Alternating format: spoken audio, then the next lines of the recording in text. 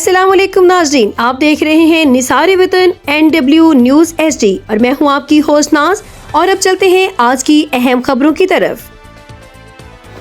खबर शामिल करते हैं शफीक अहमद मुगल की रिपोर्ट के मुताबिक रहीम यार खान चक 78 के करीब तेज रफ्तार बस ने साइड मारकर मोटरसाइकिल सवार बाप नज़ीर अहमद, बेटे मोहम्मद शाहिद और पोते मोहम्मद फैजान को शदीद जख्मी कर दिया है।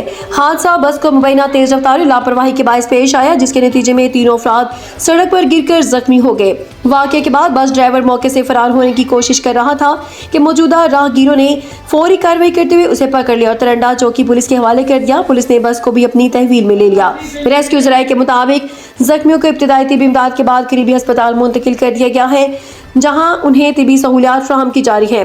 पुलिस ने वाक़े की तहकीकात शुरू कर दी है, जबकि ज़राए के खिलाफ कानूनी कार्रवाई अमल में लाई जा रही है। अहलियाने रहीम यार खान ने इस अफसोसनाक हादसे के बाद एक बार फिर वज़ीर आला पंजाब मोहतरमा मरियम नवाज शरीफ साहिबा से मुतालबा किया है कि रहीम यार खान से चनी घोड़ तक रोड को फौरी तौर पर डबल किया जाए, ताकि बढ़ते हुए ट्रैफिक दबाव और बार बार पेश आने वाले हादसा पर काबू पाया जा सके और कीमती इंसानी जानों का तहफ़्फ़ुज़ यकीनी बनाया जा सके। शहरियों ने बस ड्राइवरों जो कि लापरवाही और तेज रफ्तारी से बस चलाते हैं उनके खिलाफ कार्रवाई करते हुए एक एक्सीडेंट के बाद इन ड्राइविंग लाइसेंस ब्लॉक करके ड्राइविंग पर पाबंदी लगाने का मुतालबा किया है।